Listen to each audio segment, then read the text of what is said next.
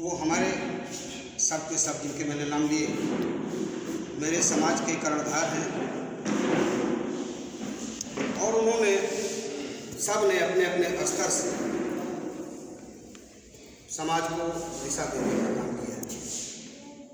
ये बात सही है कि जैसे जैसे लोगों के अंदर सामाजिक चेतना का संचार होता है तो तर्क वितर्क की शक्ति पैदा होती है और तर्क वितर्क में जो मार्शल कौमें हैं, जो लड़ाकू जातियां हैं, वो याद कर लीजिएगा, रख लीजिएगा, इतिहास में खोज लीजिएगा, उनके अंदर कभी एकता नहीं होती, वो कभी एक नहीं होते। और जैसे विद्वानों का कोई सम्मेलन हो रहा हो, कवियों का काव्य पाठ हो रहा हो कहीं पर, तो वो कभी एक नहीं हो सकते, उनका मत एक नहीं हो सकता। और कहा जाता है कि जो एक होते हैं, और वो सुंदरलाल जी क्षमा चाहेंगे, हम काउंटर नहीं कर रहे हैं, पहले बहुत माफ़ कर रहे हैं, माफ़ी चाहता हूँ, इसमें मैं काउंटर नहीं करता, काउंटर करता नहीं, मेरी आदत नहीं। और या तो एकता मध्यम वर्गीय चेतना में होता है और या फिर जिनके अंदर कोई चेतना नहीं होती, जिधर जिधर एक भेड़ गई और उसकी पूंछ के पीछे पीछे सारी भेड़ें चली गई, उनके अंदर कोई बड़ी चेतना नहीं है। उनके अंदर जैविक क्षमता के अनुसार उनको लगता है कि हमारी प्रजाति के लोग आगे आगे जा रहे हैं, पीछे पीछे हम चले जा रहे हैं। बहुत छोटा जानवर होता है चींटी, जिधर आके देखता ना तो धीरे से पीछे आगे आगे चलती है, पीछे पीछे चींटियों की लाइन जाती है और जंगल में भी चींटियों का रास्ता बन जाता है। ये हमारी जो पासी जाति के हमारे समाज के लोग हैं, जैसे जैसे लोगों के अंदर संचेतना जागी, सामाजिक चेतना जागी, सही है कि सामाजिक चेतना का संचार जैसे ही डॉक्टर दाऊ जी गुप्ता ने ये खोज के दिया, उनको ये इतिहास की जानकारी हुई कि लखनऊ से 10-11 किलोमीटर दूर एक गांव सभा बिजनौर है और जहां पर बिजली पासी का राज हुआ करता था 12वीं शताब्दी में। और जैसे उन्होंने ये इतिहास हमारे लोगों के सामने रखा, समाज के सामने रखा, धीरे धीरे लोगों को और जानकारियाँ हुई और इतिहास के गहराइयों में जाकर के जब खोजा गया, क्योंकि जो गजेटियर में डॉक्टर दाऊ जी गुप्ता को मिला था कि महाराजा बिजली पासी के 18 किले थे, तो निश्चित रूप से फिर इतिहासकारों ने, वो चाहे जो इतिहासकार रहे हों, चाहे राजकुमार पासी जी रहे हों, चाहे रामगोपाल जी रहे हों, चाहे शिव कुमार जी रहे हों, इतिहासकार का मतलब ये नहीं जो हिस्ट्री से पढ़ के आया हो, वो लोग भी जिनके अंदर ये चेतना थी कि फिर 18 किले हमारे कौन कौन से थे, तो खोजा गया। फिर और तमाम महापुरुषों के नाम आए इतिहास में, तमाम अज्ञात को ज्ञात किया गया संघर्षों के बल पर। जब वीरांगना उदा देवी को, जहाँ जिनको कि पहले अज्ञात वीरांगना कहा गया, संघर्ष है, सबका संघर्ष है, किसका नाम लिया जाए, किसका नाम लिया जाए, लेकिन मैं ये कहूँगा कि संपूर्ण पासी समाज के संघर्षों की बदौलत ही अज्ञात वीरांगना को ज्ञात वीरांगना, जब रामविलास पासवान जी केंद्रीय मंत्री की हैसियत से आए थे, रातों रात उसका बोर्ड हटा के, जहाँ अज्ञात लगा था उसको रातों रात बोर्ड, हम लोग रात में जाके जो है रातों रात बोर्ड छिन्नी हथौड़ी से काट के और दूसरा बोर्ड लगा के वीरांगना उदा देवी की मूर्ति का अनावरण रामविलास पासवान मंत्री। मतलब हमारे कहने का मतलब ये है कि समाज के संघर्षों से समाज ने हासिल किया है और समाज की संघर्षों से समाज को जो मिलने वाला है उसको बचाए रखने की जरूरत है। हम महाराजा बिजली पासी के राज्यारोहण समारोह हम सिर्फ इसलिए आए हैं कि हम कभी, एक उदाहरण बहुत छोटा सा, हमारे पिताजी 72 में ग्राम प्रधानी का चुनाव जब लड़ने लगे सराय रजौली से, और जमींदारों का गांव था, आज भी जमींदारों का गांव है, तो हमारे परबाबा चचेरे बाबा कहा करते थे कि अरे कहाँ तू फला नाम लेके कहाँ खड़ा हो रहा, ये तो जमींदारों का है और राजाओं का प्रधानी है, बड़े बड़ों का प्रधानी है, हमारी कहाँ प्रधानी है। और जब इतिहास पता चला कि प्रधानी क्या, बपौती हमारी है, लखनऊ जिला हमारा है, उत्तर भारत हमारा है, हम राजा महाराजा रहे हैं, तो निश्चित रूप से हमारा फर्ज बन जाता है कि हम एक बार फिर राज सत्ता की तरफ लौटे। उन लोगों को, जिन लोगों ने हमको कह दिया कि राज सत्ता हमारी नहीं है, हमको कुर्सी पर बैठने का अधिकार नहीं, हमको चारपाई पर बैठने का अधिकार नहीं, हमको अच्छे कपड़े का पहनने का अधिकार नहीं, हम उनको बता सकते हैं कि जब हमारा राज था हम आपको अच्छे कपड़े भी पहनने देते थे, जब हमारा राज था तो हम आपको सम्मानजनक जिंदगी जीने को लिए दे रहे थे, हमारा राज था तो पूरा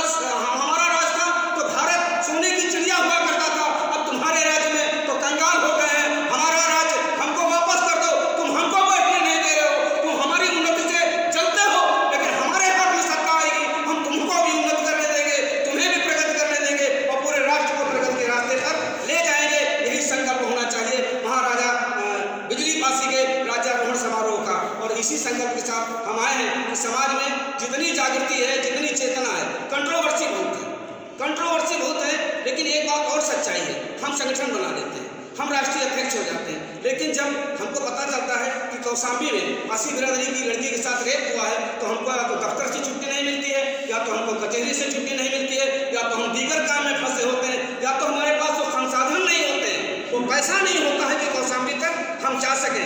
इसलिए जरूरी हो जाता है कि कौशाम्बी के लोग अलग संगठन बनाए हैं, कोई दिक्कत नहीं है। प्रतापगढ़ में अलग संगठन चल रहा है, कोई दिक्कत नहीं। जौनपुर में अलग संगठन चल रहा है, कोई दिक्कत नहीं। हरदोई में कोई संगठन चल रहा है, कोई दिक्कत नहीं। देश के कोने कोने में हमारे बिरादरी के संगठन चले, किसी भी नाम से चले, पासी जाति के राजा, किसी भी महाराजा, किसी भी महापुरुष के नाम से चले, लेकिन अगर साल में एक बार हम लोग बैठ लिया करें, संयुक्त रणनीति बन जाया करें और उसके बाद पूरे साल कार्यक्रम चला करें सामाजिक चेतना का, तो ये सबसे बढ़िया बात होगी। और यही सब के साथ मैं एक निवेदन करूँगा हम लोगों को, हमारे साथी केशवराम गौतम जी, हम लोगों ने ये दिमाग लगाया कि मीडिया में हम लोग जीरो हैं, मीडिया में हम लोग जीरो हैं, मीडिया में हमारी कोई पकड़ नहीं है। और सोशल मीडिया में भी वो लोग हैं जो लगातार झूठी खबर देते हैं। मैं भी यूट्यूब पर देखता हूँ, बहुत सारे लोग हैं। कभी आ जाता है कि सतीश मिश्रा का इस्तीफा हो गया, कभी आ जाता है चंद्रशेखर आजाद राव अब चुनाव में नहीं लड़ेंगे, कभी कुछ होता कुछ अलग है, कभी पता चलता है कि बंगाल में इस्तीफा हो गया, कभी पता चला कि। लेकिन जब से हम लोगों ने क्रांति पथ न्यूज और यूपी राजधानी चैनल बनाया है, वो रिकॉर्ड में जो कुछ भी है उसके आधार पर आप कह सकते हो कि निश्चित रूप से हम लोगों ने समाज के किसी भी समाचार को अनदेखी नहीं की है। समाज का चाहे कोई भी छोटा कार्यक्रम हो, चाहे छोटा आंदोलन हो, चाहे बड़ा आंदोलन हो, उसमें हम लोगों ने शिरकत करने का काम किया है। और इसी उद्देश्य के साथ कि हमारे समाज की बात सोशल मीडिया के माध्यम से पूरी दुनिया के सामने जाए। अगर जिसके पास समय है, जिसको अच्छा लगता है कि अपना चैनल चलना चाहिए, एक निवेदन करेंगे कि अगर आपने अभी सब्सक्राइब नहीं किया है तो भाई क्रांति पथ न्यूज को जाकर के आप सर्च कर सकते हैं, सब्सक्राइब करेंगे। और एक निवेदन कि हमारे समाज के जो भी लोग मेरा नंबर नोट कर लीजिए, जो भी लोग कोई बात किसी मौके पर समाज के सामने लाना चाहते हैं तो 10 मिनट का, 15 मिनट का किसी भी समय आप इंटरव्यू दे सकते हैं। हमें बुलाएंगे, उसका कोई चार्ज नहीं पड़ता है, इंटरव्यू का कोई चार्ज नहीं लगेगा। आप अपनी बात कहेंगे, हम आपकी बात को समाज के सामने ले जाने का काम करेंगे। और दूसरे जो भी आंदोलन होंगे, चाहे सामाजिक आंदोलन हो, सामाजिक आंदोलन में हम पूरे तौर से हिस्सेदारी निभाएंगे। महाराजा विजयपासी राज्यारोहण के अवसर पर समस्त उपस्थित साथियों को, प्रदेशवासियों को, देशवासियों को क्रांति पथ न्यूज की तरफ से, मानवतावादी क्रांति दल की तरफ से और पासी समाज की तरफ से मैं हार्दिक बधाई देता हूं और आए हुए सभी साथियों का हार्दिक अभिनंदन करता हूं। जय हिंद, जय भारत, जय भारत।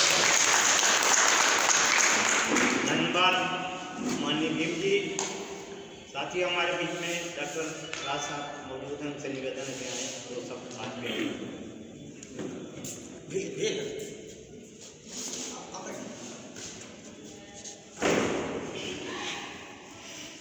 महाराजा के राजा रेखा अवसर पर मैं उनको नमन करता हूँ। बाबा साहब भीमराव अम्बेडकर, वीरांगना पूजा देवी, महाराजा पासी सबको नमन करता हूँ। आज के जो सभाध्यक्ष महामंत्री जी और सभी गणमान्य सभी लोग को नमन करता हूँ।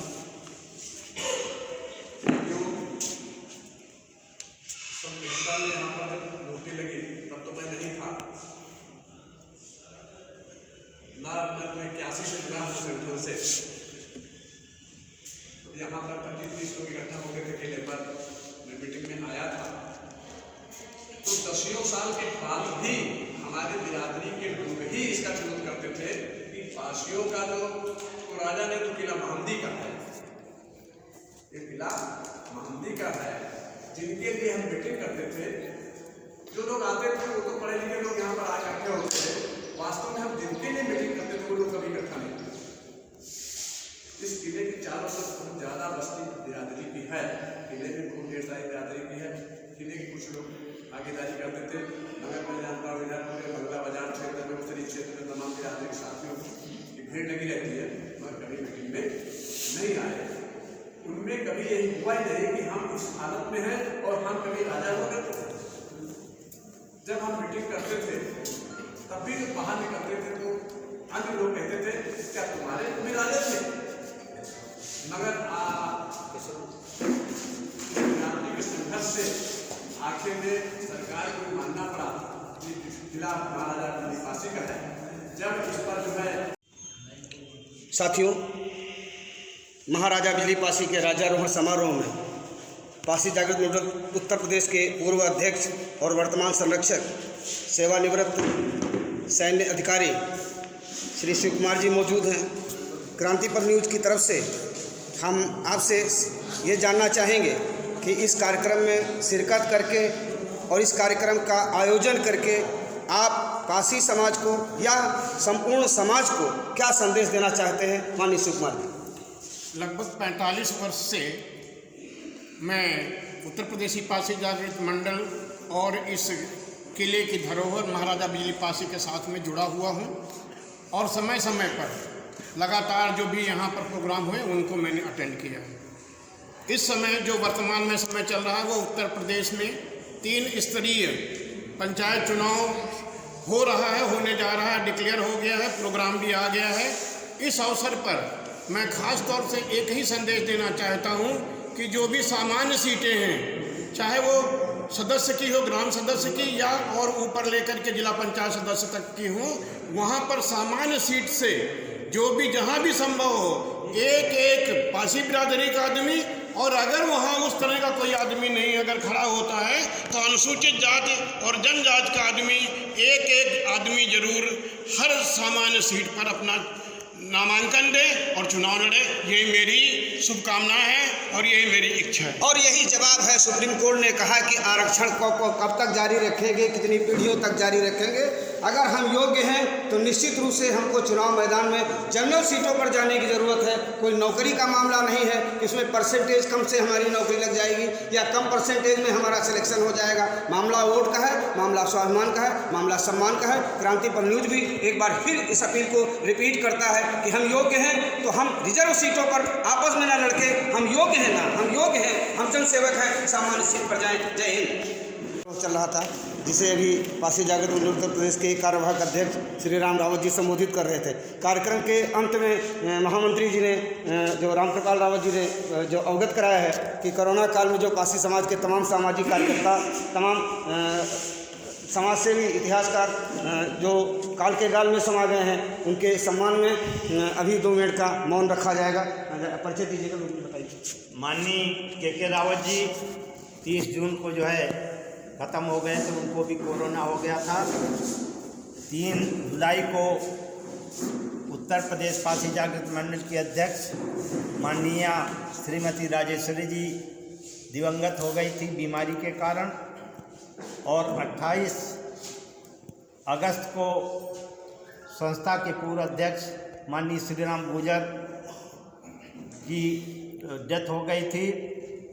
उसके बाद 5 सितंबर को माननीय बाबूलाल, सेठ बाबूलाल रावत जो निषादगंज में जो है, जिनकी रेडीमेड गारमेंट की दुकान है, उनकी कोरोना के कारण डेथ हो गई थी।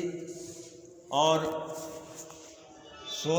24 जनवरी को माननीय के.एल. राजवंशी जी की पत्नी की, और 16 मार्च को जो है माननीय के.एल. राजवंशी जी की अभी डेथ हो गई है। तो सभी साथियों से निवेदन है कि उनको श्रद्धा सुमन अर्पित करते हुए और 2 मिनट का मौन रख करके जो है उनकी शांति की कामना करें।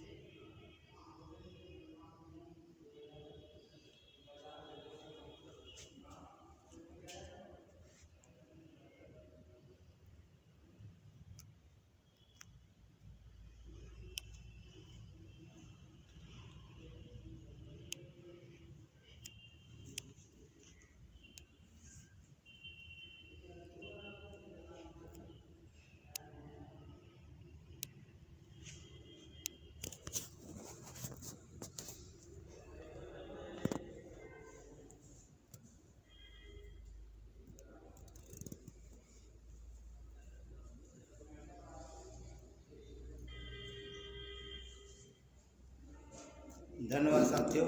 स्वागत की करें।